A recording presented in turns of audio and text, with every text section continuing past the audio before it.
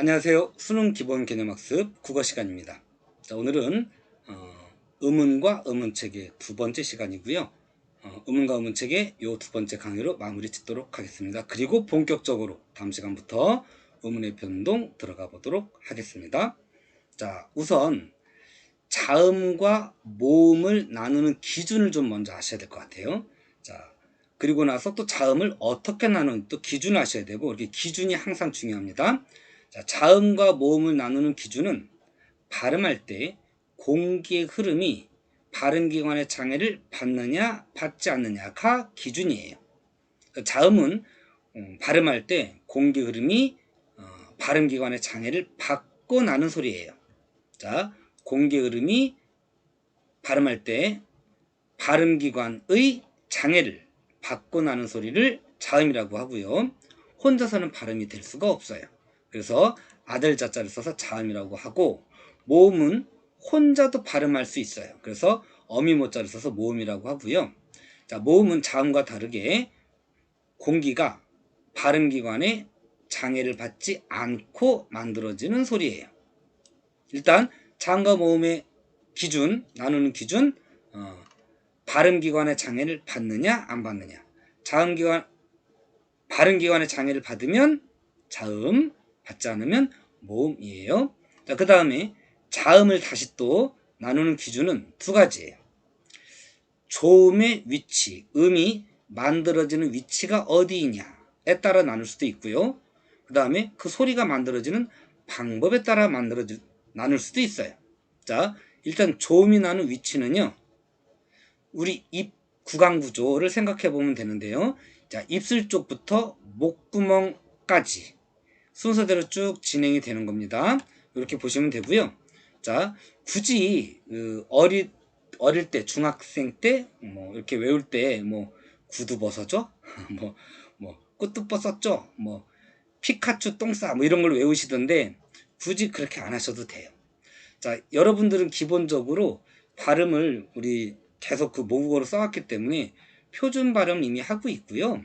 그 표준 발음대로 하면 여기서 크게 여러분들이 직접 발음을 해보고 어디서 발음이 나는지 위치를 한번 잘 인식하려고 노력을 해보면 크게 외울 필요는 사실 없어요. 표준 발음을 하고 있기 때문에 너무 부담 갖지 마시고 한번 해보시면 되겠어요. 일단 조음 위치를 먼저 볼까요? 자, 조음 위치로 파, 빠, 파, 마 이런 것들은 발음을 해보면 한번 따라 해보세요. 파, 빠, 파, 마 이렇게 발음을 해보시면 입술이 붙었다 떨어져서 나는 소리죠. 이거는 입술에서 나는 소리라서 입술 소리라고 하고요. 한자어로는 입술 순자를 써서 순음이라고도 합니다. 그 다음에 다, 따, 타, 사, 싸, 나, 라 이렇게 발음해보면 타타타, 타타타 발음해보면 혀 끝이 윗잇몸 뒤에 살짝 붙었다 떨어져요. 타, 따, 타, 나, 라 그렇죠? 타타타, 사싸 이런 거는 윗이 살짝 뒤에 붙었다 떨어져서 나는 소리라서 혀끝 소리라고도 하고요. 잇몸 소리라고도 하고요. 한자어로는 치조음. 혀끝 소리라고 할 때는 설단음이라는 말을 쓰기도 해요. 설단음이라고도 하고요. 치조음이라고도 하고요. 주로 우리 고요로는 잇몸 소리. 요 말을 좀 쓰시면 좋겠어요. 자, 그 다음에 혀로 입천장을 이렇게 만져보시면 만져보세요. 혀로 입천장을 만져보시면 좀 딱딱한 부분이 있고요. 가운데 한 3분의 2 정도 지나가는 지점에 보면 물렁물렁해지는 부분이 생겨요. 자, 다 입천정이긴 한데요. 입천정을 한자어로는 구개라고 해요. 입구자 뚜껑개자를 쓰는데 입천장이란 뜻이에요. 그 중에 앞에 딱딱한 부분을 센 입천장 소리, 한자어로는 경구개음, 그 다음에 여린 입천장 소리, 한자어로는 연구개음이라고 하는데, 자, 요거는 그 혀를 입천장에 닿을 듯 말 듯 놔두시고요.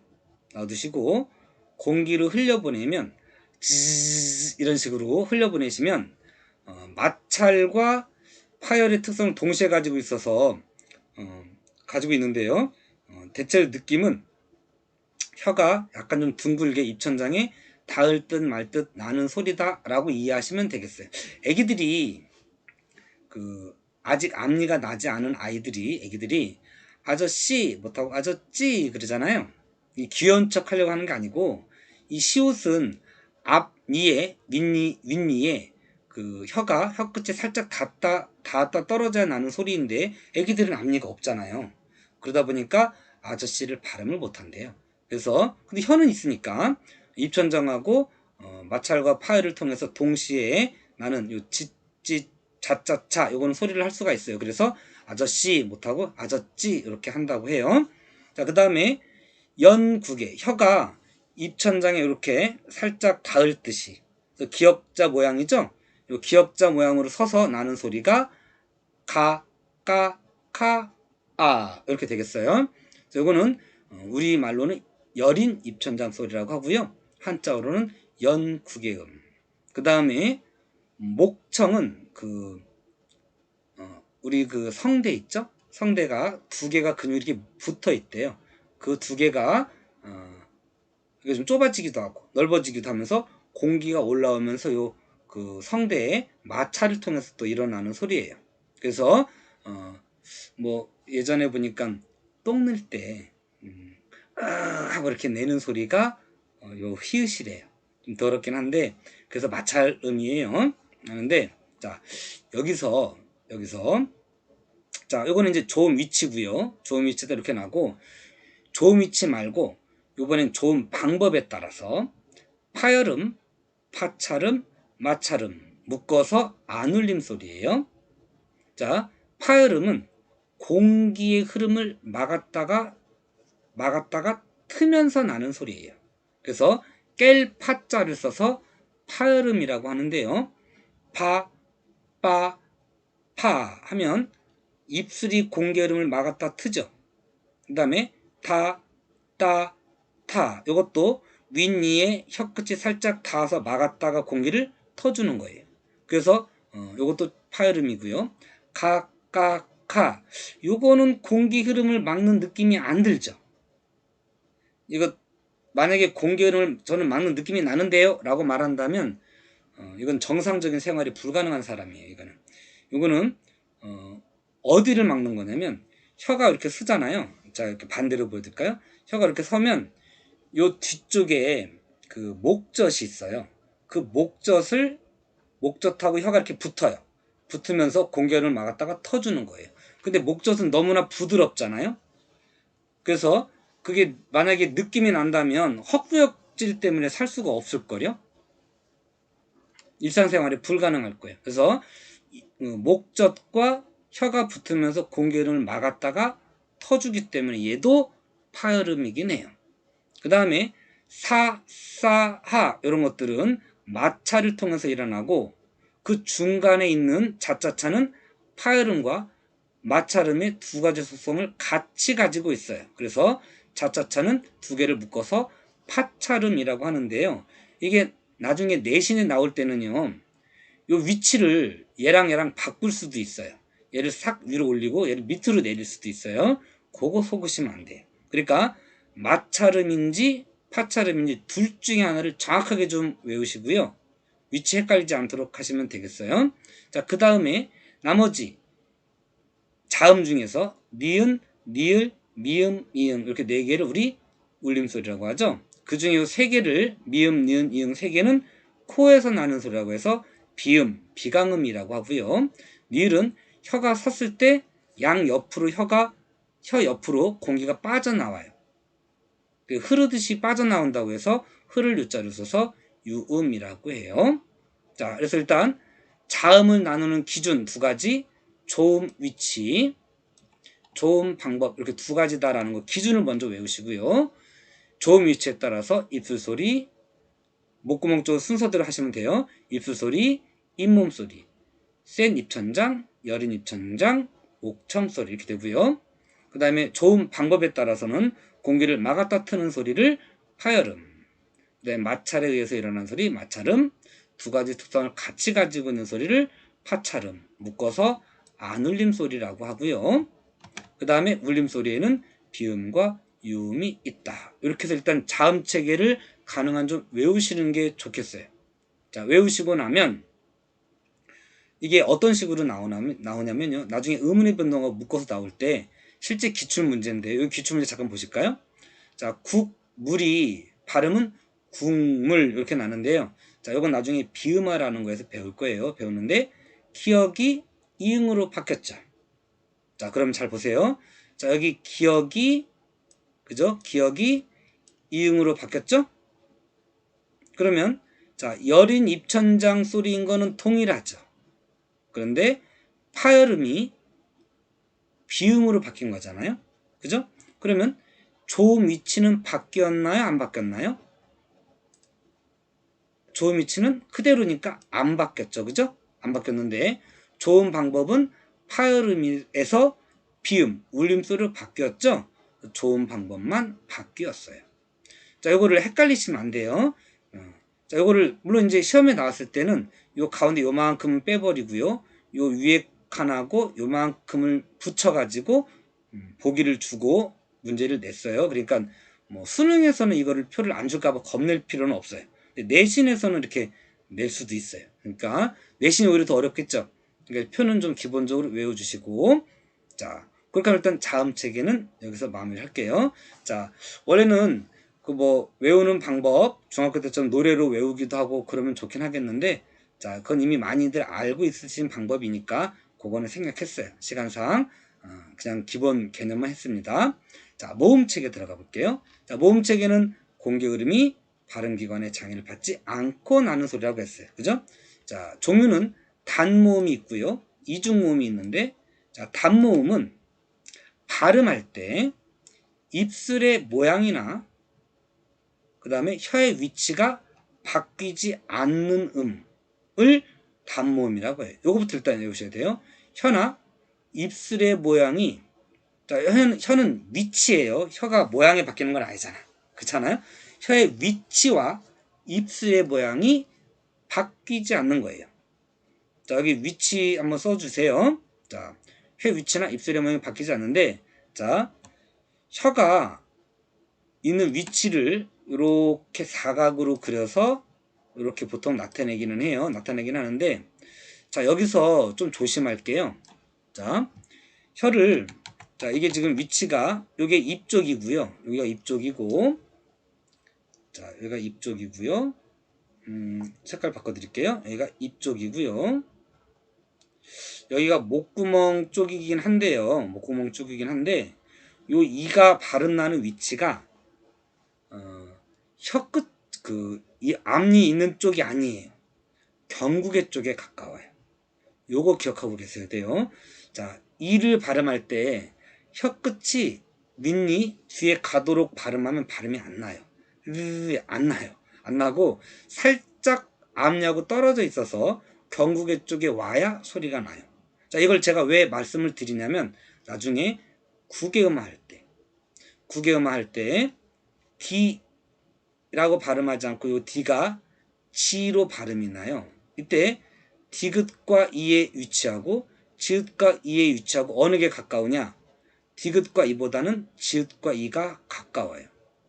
그래서 구개음화가 되는 것도 발음을 편하게 하기 위해서 하는 거예요. 그걸 하기 위해서 그걸 이해하기 위해서 자, 여기서 이가 윗니 쪽에 나지 않고 살짝 경구개 쪽에 가깝게 난다. 이걸 좀 알고 계시고요. 자, 그 다음에 여기 칸이 좀 비워놨는데요. 자, 요거 용어를 좀 헷갈릴 수가 있어요. 자, 기준이 자, 단모음을 다시 나누는 기준은요. 전설모음, 후설모음 그랬는데요.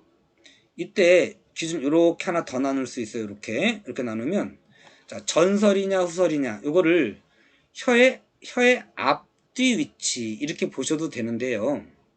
혀의 앞뒤 위치 이렇게 하면 좋은데 자, 문제는 이게 다른 책들에 따라서는 혀의 앞뒤 위치라고 하지 않고요. 혀의 최고점 위치라는 말을 쓰기도 해요. 혀의 최고점 위치. 글씨가 좀 이쁘지가 않으니까 제가 오늘 글씨를 써드릴게요. 자, 혀의 최고점 위치. 최고점 위치라는 말하고 혀의 앞뒤 위치라는 말이 같고요. 그 다음에 혀의 높낮이 이 다른 말이에요. 이거는 제 기호를 못 쓰니까 여기다가 펜으로 써드릴게요. 자, 혀의 최고점 위치라는 말이 높낮이라는 말하고 비슷해 보이죠, 그죠? 근데 혀의 최고점 위치와 혀의 높낮이라는 말은 다른 거예요. 자, 높낮이는 진짜로 높낮이를 말하는 건데 혀의 최고점 위치라고 하는 건 앞뒤 위치를 말하는 거예요. 요거 조심하세요. 자, 앞쪽에서 발음이 나면 전설모음, 뒤에서 나면 후설모음이라고 하는데요. 확인해보는 방법은 이와 우를 한번 연속으로 발음해 볼까요? 이, 우, 이, 우, 이, 우. 좀 신경을 쓰시면 이, 우, 혀가 앞으로 갔다가 뒤로 갔다 해요. 맨 앞에까지 가진 않지만 살짝 이 펴졌다 우 둥그레지는 그런 느낌? 이, 우, 입 안쪽으로 살짝 말려 들어가는 느낌이에요. 요거를 이쪽은 전설모음, 이쪽은 후설모음이라고 하고요. 그 다음에 전설 중에서도 이는 발음할 때 입술이 이렇게 평평하게 나요. 이렇게 나는 반면에 우나 오는 입술을 발음하면 이렇게 둥그렇게 나요. 이렇게 나요. 그래서 평평할 평자에 입술 순자 써서 평순모음이라고 하고요. 원순모음은 입술이 좀 징그럽다. 자, 둥그런자 입술 순자 써서 원순모음이라고도 해요. 이렇게 나누는 겁니다. 이렇게 나눠서 자, 전설모음에도 평순모음과 원순모음이 있고요. 후설모음에도 평순모음과 원순모음이 있습니다.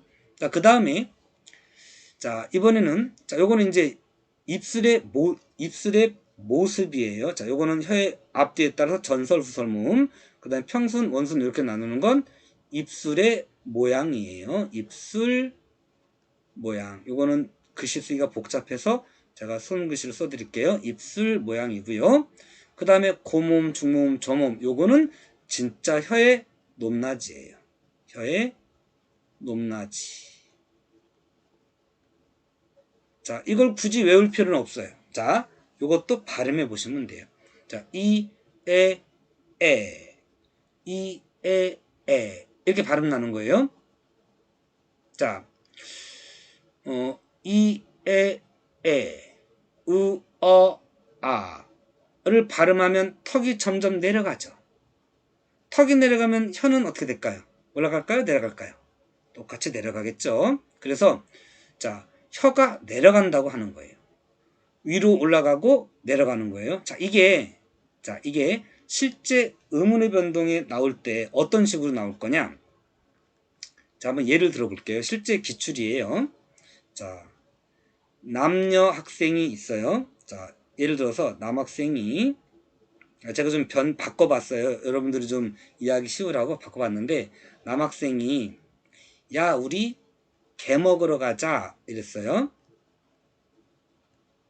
했더니 여학생이 야만인 이런 거예요.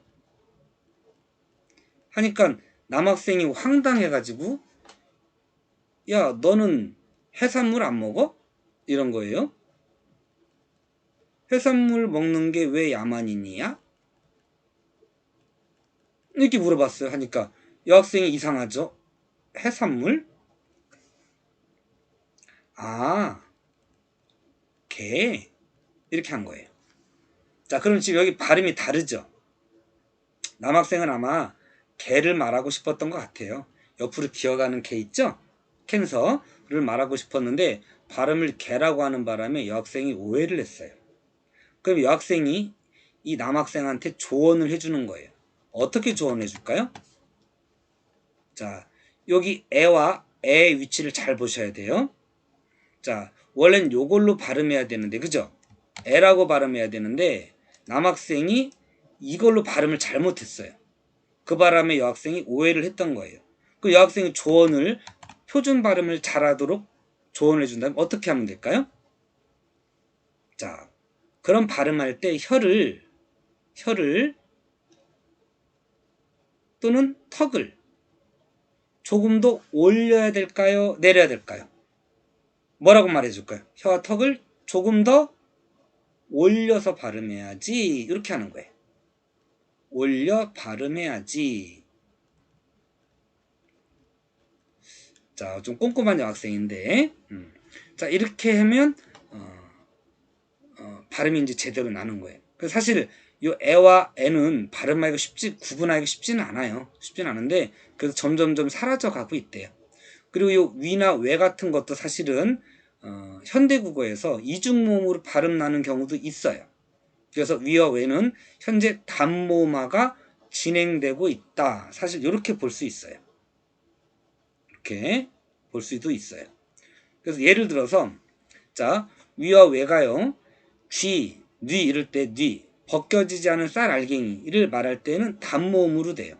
근데 걔 뉘시요 이럴 때 누구에다가 이가 들어간 경우에는 이중모음으로 처리가 돼요. 이게 그 우리 참외 있잖아요. 참외 아시죠? 참외. 우리 여기 전라도 쪽에서는요. 모르겠어요. 지금 그렇게 하는지 모르겠는데 전라도 그냥 오이 먹으라고 그래요. 그래도 저 어렸을 때 집에 갔더니 뭐 오이 사다 놨다 오이 먹어라 이렇게 하셔서 뭐 오이를 밥 반찬인데 왜 갑자기 먹으라고 할까 의아했는데 나중에 보니까 왜를 오이라고 해요. 그래서 참외를 라는 말 대신에 그냥 오이라는 말을 쓰시더라고요. 그래서 오해를 좀 했던 경우가 있는데요. 그러니까 이 이중모음으로 아직도 발음을 하고 있는 것 같아요. 전라도 쪽에서는 사투리를 원래 그 전라도 말을 쓰시는 분들은 오이라는 말을 써요. 그래서 지금 현대국어에서는 이런 것들이 단모음화로 진행되고 있다. 이렇게 보시면 되겠어요.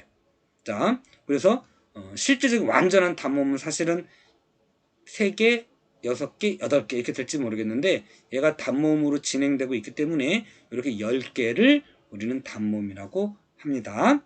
자, 그 다음에 이중모음 볼게요. 자, 조금 길어졌는데 자, 이중모음 반모음하고 합쳐져서 반모음과 단모음이 합쳐서 이중모음이 된다고 그랬죠? 자, 이때 반모음 이가 앞에 오고 뒤에 아, 오, 우, 에가 오면요.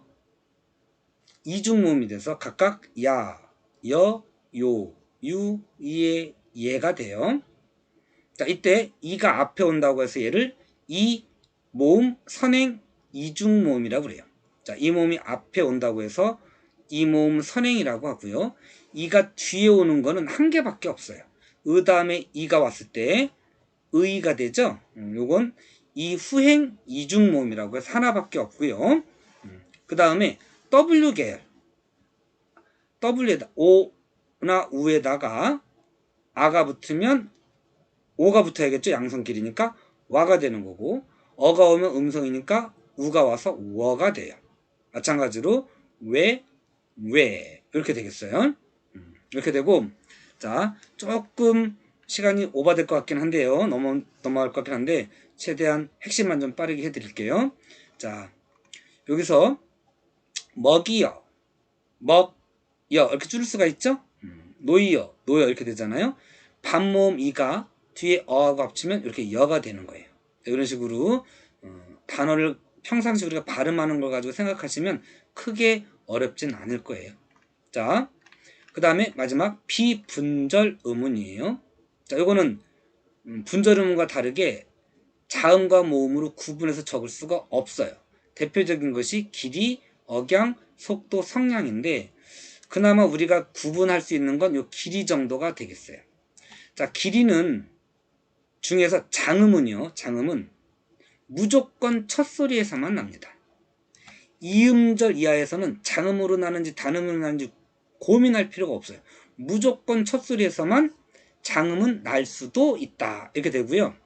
자, 그 중에 100% 맞진 않지만 신체 일부분이나 살아있으면 단음이 오타네요. 글자 잘못 쓰였고 단음이 단음 짧은 음이고 그 외에는 그타가 좀 잘못 쓰였는데 제가 지워드릴게요. 지워버릴게요. 자, 다시 적어드릴게요. 자, 여기 잘못 쓰였어요. 자,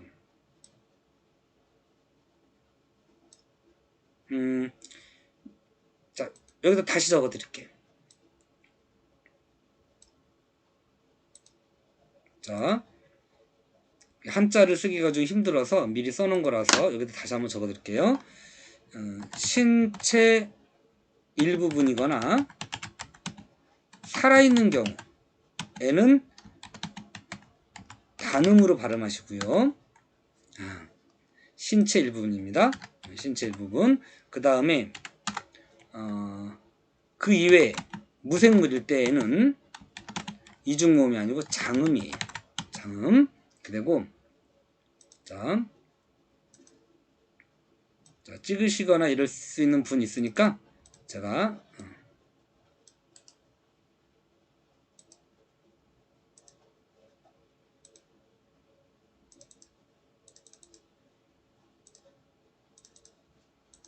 자, 이렇게 드릴게요. 그리고 지워버리자. 자, 이렇게 지워드릴게요. 자, 조금 필기를 제가 잘못하는 바람에 조금 시간이 지연됐습니다. 자, 죄송하고요. 자, 요거는 100% 되는 건 아니지만 어느 정도 유용해요. 그러니까 예를 들어서 자, 한번 제가 예문 하나 만들어 볼게요. 자, 첫 소리에서만 난다는 거는 이게 중요한 게 빠졌네요. 자, 장음은요. 장음은 무조건 첫 소리에서만 나요. 만 난다.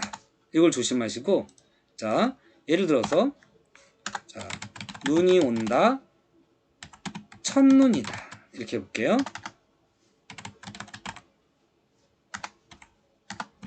자, 그러면 자, 같은 눈이죠. 여기 눈이 있고 여기도 첫눈이 있잖아요.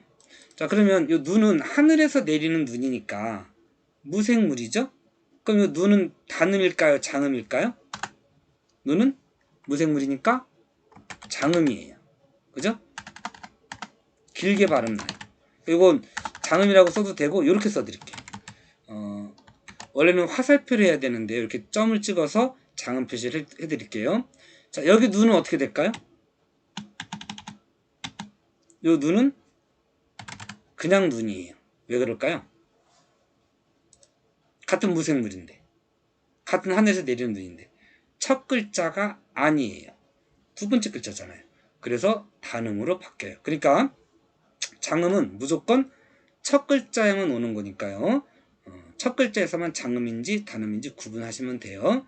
예를 들어서 자, 눈 요거 같은 경우에는 자, 우리 신체 일부분을 가리키는 눈이에요. 그죠? 이런 거는 신체 일부분이니까 단음이에요. 반면에 하늘에서 내리는 눈은 장음이고요. 발, 사람의 발이죠? 요건 단음이에요.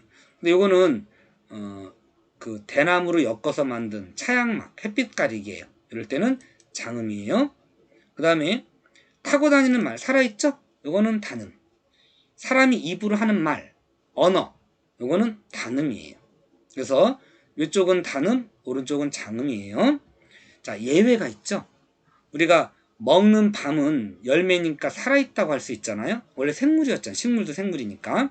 그런데 얘가 오히려 장음이고요. 시간상의 밤은 단음이에요. 거꾸로 그 다음에 이것도 마찬가지로 곤충 벌 있죠? 얘는 이것도 좀 써드릴까요? 자, 자, 잠시만요.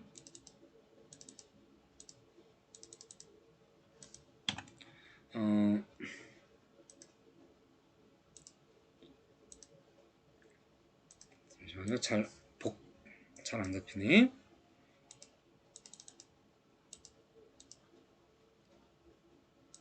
옮겨서 좀 문제가 생긴 것 같아요. 자, 요거는 단음이 아니고 장음이에요. 그 다음에 얘가 단음이고요. 그 다음에 얘가 단음, 장음이고 얘는 단음이에요.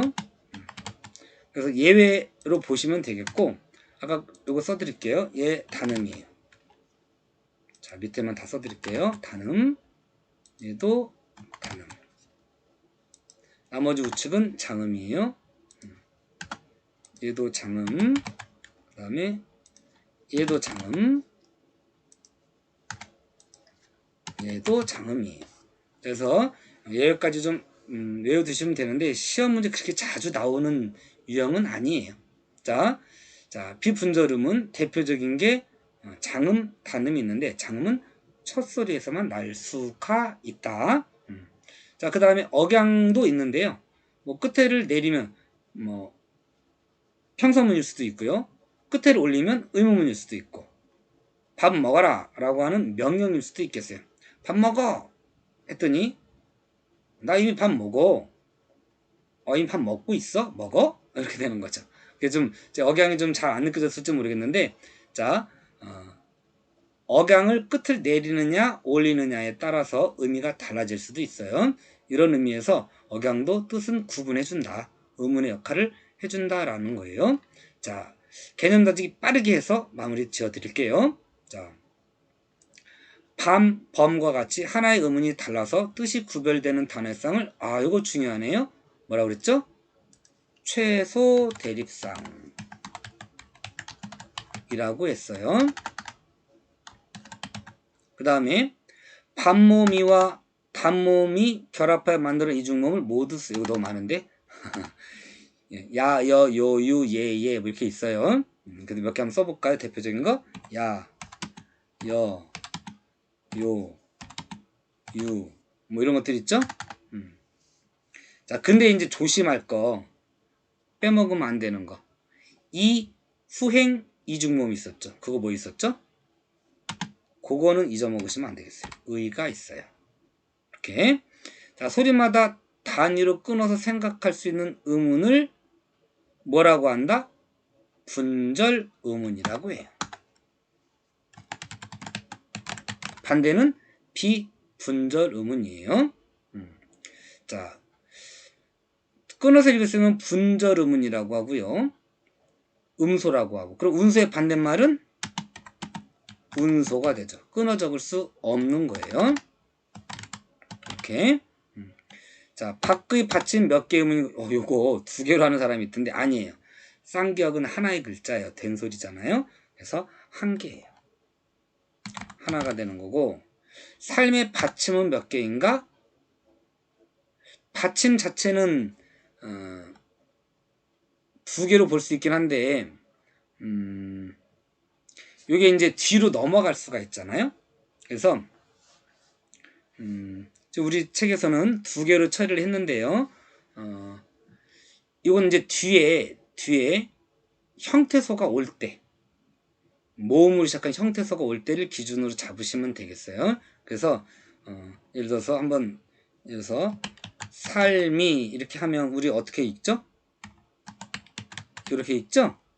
그래서 미음이 뒤로 넘어가서 발음 날 때 이럴 때는 두 개로 보시면 되겠어요.